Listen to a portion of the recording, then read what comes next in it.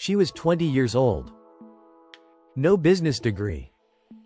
No investors. No experience running anything bigger than her own kitchen. And when she walked into her first store to sell cookies, not a single customer showed up. So she did something that sounds insane. She gave the cookies away for free, on the street, to strangers. That gamble? It became Mrs. Fields Cookies, a billion-dollar empire. This is the story of Debbi Fields. And trust me, by the end of this video, you'll never look at a chocolate chip cookie the same way again. Debbi Fields wasn't born into wealth. She wasn't groomed to be a CEO. She was a teenager in California who loved baking cookies for friends and family. People always told her, "These are amazing, you should sell them." Most people hear that and shrug it off. Debbi didn't. In 1977, at just 20 years old, she opened her first store, Mrs. Fields Chocolate Chippery, in Palo Alto, California. And the first day was a disaster. But what she did next teaches us everything about building an empire from nothing. Let's break it down into 3 key lessons. Sell the experience, not just the product. On opening day, Debbi sat in her empty store and watched the clock. 0 sales by early afternoon. Most people would have called it quits and chalked it up to a bad idea. Instead, she grabbed a tray of fresh cookies, walked outside, and started handing them out to people on the street, for free. Here's why that mattered. She wasn't just giving away cookies. She was giving people an experience: the smell of fresh baked chocolate chip cookies, the warmth, the generosity of a stranger who believed in her product enough to share it before asking for $1. By the end of that day, her store had sold $75 worth of cookies, every cookie she had. People came back. They told friends.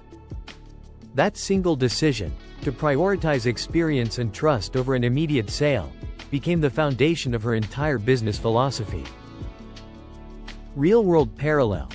Think about how Costco built loyalty with free samples, or how Apple lets you touch and play with products in store before buying. Debbi Fields was doing this decades before it became standard retail strategy. She understood something most new entrepreneurs miss. People don't fall in love with a product spec sheet. They fall in love with a feeling. Give them that feeling first, and the sale follows naturally. Obsess over quality, even when it's not convenient. As Mrs. Fields grew from 1 store to dozens, then hundreds, Debbi faced the classic scaling problem. How do you keep quality consistent when you can't be in every store yourself? Most fast-growing companies cut corners here. Cheaper ingredients. Looser standards. Debbi refused. She insisted that cookies be baked fresh throughout the day, not once in the morning and left to sit. If cookies weren't sold within a couple of hours, store policy was to throw them out rather than serve stale product.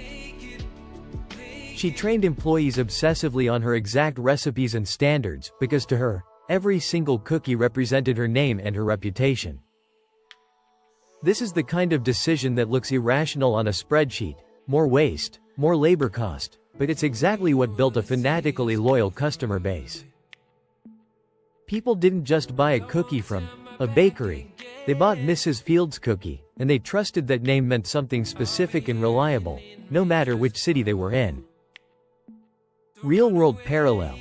Compare this to how In-N-Out Burger has famously refused to compromise on freshness or expand recklessly, even when investors pushed for faster growth. Or how Howard Schultz nearly lost his mind when Starbucks started smelling like sandwiches instead of coffee, and fought to bring back the brand's sensory identity. Quality obsession isn't old-fashioned, it's a competitive advantage that's almost impossible to copy, because most competitors simply won't make the same sacrifices.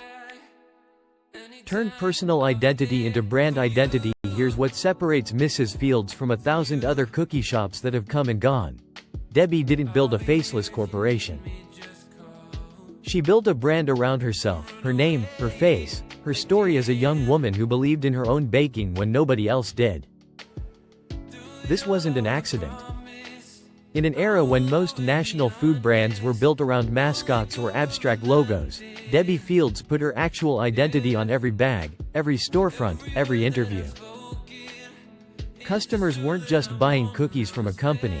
They were buying into the story of a determined young woman who turned a kitchen hobby into an empire. By the mid-1980s, Mrs. Fields had grown into hundreds of locations across the country and internationally, making Debbi one of the most recognizable female entrepreneurs in America at a time when very few women led major retail brands. Real-world parallel. This is the exact same playbook used today by personal brands like Sarah Blakely with Spanx, or even modern entrepreneurs who build companies around their personal social media presence. The lesson is timeless. In a crowded market, your personal story can be your biggest competitive advantage, because nobody else can copy you. So let's recap what built the Mrs. Fields empire. 1. She sold the experience before she ever asked for the sale. 2. She obsessed over quality even when it cost her money. And 3. She turned her own personal story into the brand itself. None of these were complicated strategies. They didn't require a Harvard MBA or millions in startup capital.